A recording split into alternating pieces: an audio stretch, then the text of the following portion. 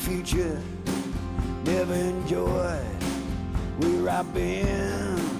Couldn't keep my mind in the moment. Never really cared if I had a friend. Always felt like there was something better, even when I had it made. Never respected the job I was doing. Never cared about money, but I felt underpaid. Saw so many people walk out that door. Never cared about being lonely, 'cause I couldn't use it no more. I say go away, go away, go away, 'cause I'm quitting on you today.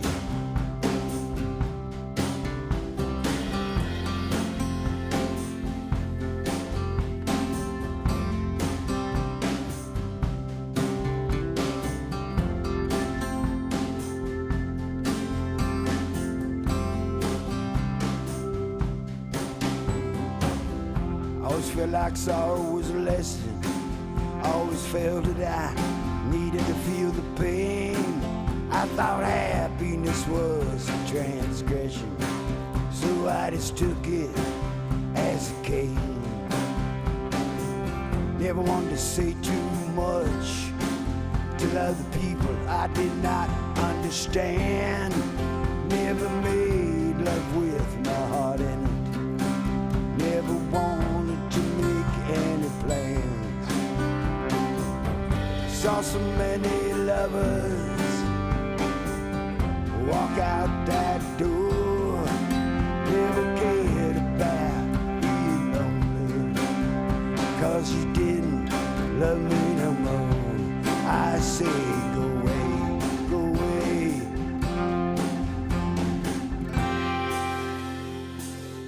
'cause I'm quitting on you today.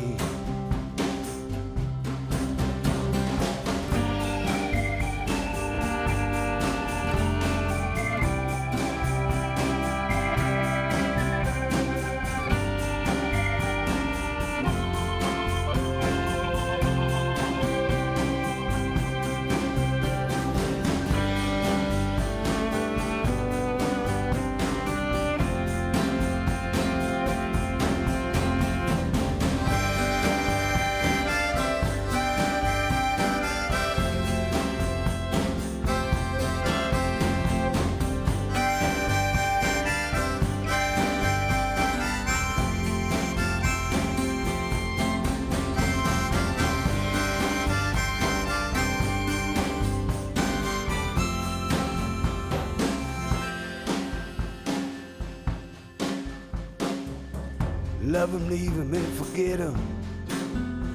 Don't worry about them when they're gone.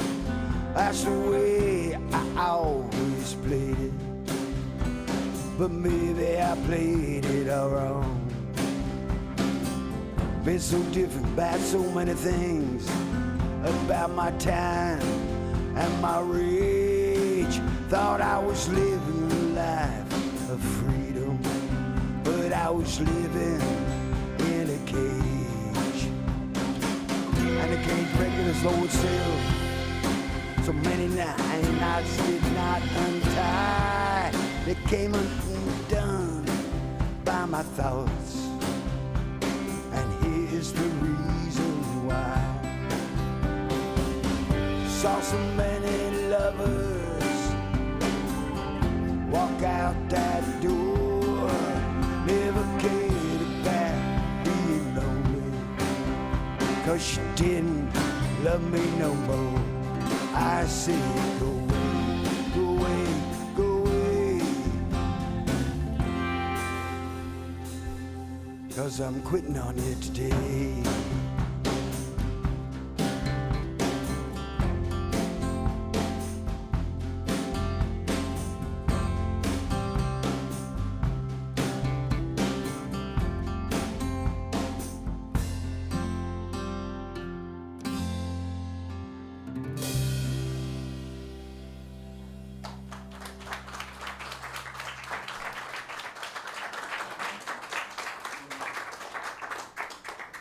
The John Mellencamp that wrote that song didn't think about the John Mellencamp of today because he wouldn't have made it so long.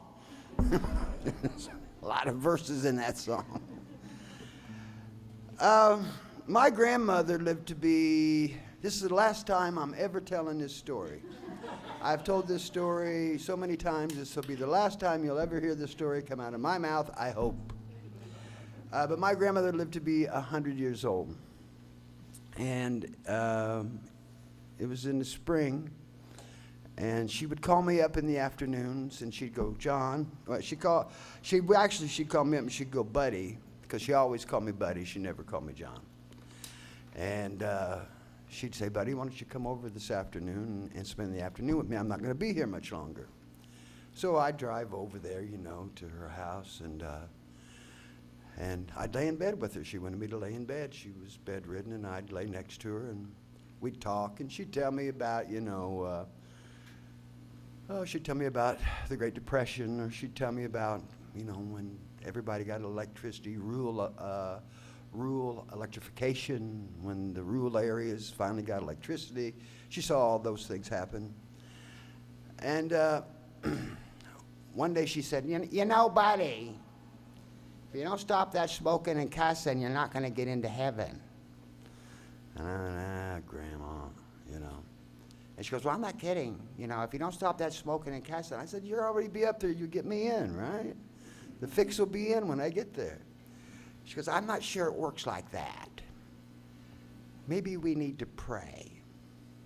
So I said, okay, let's pray. So she looked at me and she said, well, get on your hands and knees. What? Get down by the side of the bed and get on your knees and put your hands together. Like I'm 40 years old. I'm not like a little kid when this happened. So I get on the side of the bed, she starts to pray. And it's maybe like the Lord's Prayer is how it started out. And then she gets going, and it's pretty normal, and all of a sudden her voice starts to raise, and all of a sudden, next thing I know, she's talking like this, and the next thing she says is, me and Buddy are ready to come home.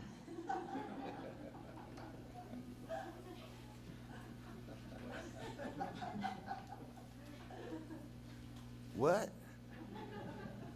Me and Buddy are ready to come home. Grandma, Buddy is not ready to come home. Buddy has a lot more sinning he intends on doing, a lot more trouble to raise, because it's just like you to say something like that, Buddy, at a time like this. And then something really strange happened. Her face took on that of a child.